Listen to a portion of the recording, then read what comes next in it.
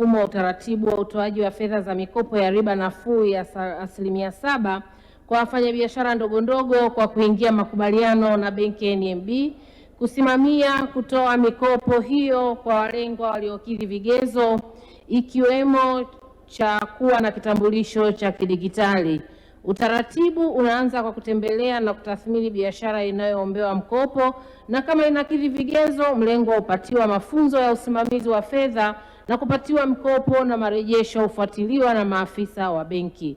Mheshimiwa Naibu Spika, utaratibu huu kama umeelezwa kwenye mwongozo wa utoaji wa mikopo yenye masharti nafuu kwa wafanyabiashara ndogo ndogo kupitia taasisi za fedha wa mwaka 2024, lengo kuu lilikuwa ni kuimarisha mfumo wa utoaji mikopo ya serikali na kudhibiti upotevu wa fedha za umma. Mheshimiwa Tamima Haji Abbas, swali la nyongeza.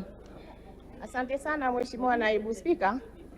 Nashukuru kwa majibu mazuri ya serikali, na swali moja tu la nyongeza. Mheshimiwa Naibu Spika, serikali haioni haja sasa ya kufanyia mapitio mwongozo huo kwa kuweka kiwango cha riba nafuu kinachofanana ili kuwahamasisha wakopaji waweze kulipa kwa wakati? Asante. Mheshimiwa Naibu Waziri, majibu. Asante Mheshimiwa Naibu Spika. Awali ya yote nipende kumpongeza sana Mheshimiwa Tamima Haji Abbas, mamangu mpendwa. Huyu amekuwa akifuatilia sana masuala haya kuhakikisha wafanyabiashara wadogo wanapewa unafuu wa riba. Kufanyiwa mapitio ili riba ifanane kama mkopo. Mheshimiwa Naibu Spika, huu ni ushauri mzuri sana. Kwanza nipende kusema nimeupokea na nitafikisha kwa wataalamu wetu ili waweze kufanyia kazi. Lakini vile vile nipende tu kusema kwamba tukumbuke kuwa mkopo wa wafanyabiashara ndogo ndogo unatolewa na serikali kupitia benki, ambapo gharama za utawala na usimamizi wa mkopo huo hubebwa na benki husika. Hivyo hii inasababisha riba inayotozwa inakuwa tofauti na riba zinazotozwa na mkopo ambao unatolewa na wizara. Lakini kuhakikisha kwamba mapitio yanafanyika, nipende kusema Mheshimiwa Mbunge, Mheshimiwa Tamima, nimepokea ushauri wako mzuri, tutaufanyia kazi. Lengo ni kuona kwamba riba hizi zinakuwa zinazofanana, na lengo ni kuwawezesha wanawake. Mheshimiwa Injinia Johnston Mtasingwa, swali la nyongeza. Asante sana Mheshimiwa Naibu Spika kwa kunipa nafasi na mimi kuweza kuuliza swali la nyongeza. Kwanza nimshukuru Naibu Waziri kwa jinsi anavyojibu maswali vizuri.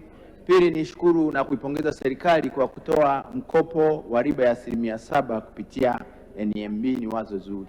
Mheshimiwa Naibu Spika, kumekuwa kuna changamoto katika watu wanaomba hii mikopo, hasa pale wanapokuwa wamekidhi vigezo. Kwenda kukaguliwa na NMB inachukua muda mrefu sana, na kutoa mkopo kunachukua muda mrefu sana.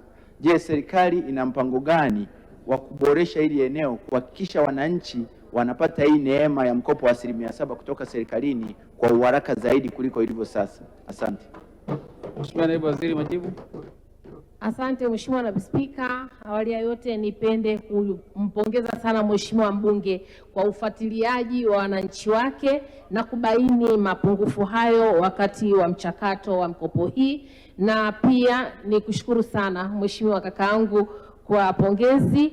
Lakini nijielekeze kwenye swali, muda unakuwa mrefu katika kutembelea wafanyabiashara na kuwapa mkopo. Mheshimiwa Naibu Spika, mpaka benki NMB imeweza kufanya kazi pamoja na sisi wizara, maana yake ni michakato ilifanyika na vyombo vyote vya fedha, mabenki yote yaliweza kuchakatwa, lakini mwisho wa siku NMB ndio waliotokea na riba nafuu, na ndio maana tunafanya nao kazi kwa sasa. Lakini tutajielekeza tena kuona kwamba tunavyoendelea basi na mabenki mengine yaone kama yanaweza kufikia riba nafuu, ili waweze kuendelea kufanya kazi kwa umoja, kugawana kazi, na ili kazi hii ifanyike kwa muda mfupi. Mheshimiwa Naibu Spika, nashukuru. Mheshimiwa Tina Chenge, swali la nyongeza. Nakushukuru Mheshimiwa Naibu Spika kwa kuniona. Kwa kuwa hivi karibuni tumeshuhudia wanawake wa mkoa wa Simiyu wakipatiwa mikopo, kwa mfano kwenye wilaya ya Bariadi mjini na Bariadi vijijini. Je, serikali ina mkakati gani wa kufuatilia kama mikopo hii inatumika kwa lengo lililokusudia ili ziweze kurudishwa kwa wakati? Naomba kuwasilisha. Mheshimiwa Naibu Waziri, majibu fupi. Asante Mheshimiwa Naibu Spika. Kwanza nikupongeze sana dada yangu Tina Chenge kwa swali zuri na ufuatiliaji wa karibu sana katika masuala haya. Mheshimiwa Naibu Spika, pale kwenye jibu langu la msingi nilieleza kwamba mikopo hii kabla ya kutolewa utaratibu unaanza kwa kutembelewa na kutathmini aina ya biashara ambayo huyu mgombaji anaenda kuifanya, lakini vile vile wanapewa mafunzo ya usimamizi wa fedha, lakini vile vile wanapewa namna njema ya kuelekeza kwenye malengo. Lakini kule kwenye maeneo yao maafisa wa benki ndio wanaowafuatilia kuhakikisha wanaelekeza fedha kwenye malengo. Lakini pia tunao maafisa maendeleo yetu ya jamii kwenye maeneo haya. Kazi yao kubwa ni kuchechemua, lakini vile vile mshahari, lakini vile vile kuhakikisha kwamba wanaendelea kuwatia moyo hawa wafanyabiashara wadogo wadogo kuelekeza fedha kwenye malengo. Kwa hiyo hili tutaendelea kulifanyia kazi, kuwasisitiza maafisa ambao tunashirikiana nao kutoka kwenye mabenki, lakini hasa maafisa maendeleo wetu, hili ni jukumu lao mama. Asante sana Mheshimiwa Naibu Waziri kwa majibu ya maswali ya Waheshimiwa wabunge. Tunaendelea Wizara ya Mifugo na Uvuvi. Mheshimiwa Mariam Madalu Nyoka.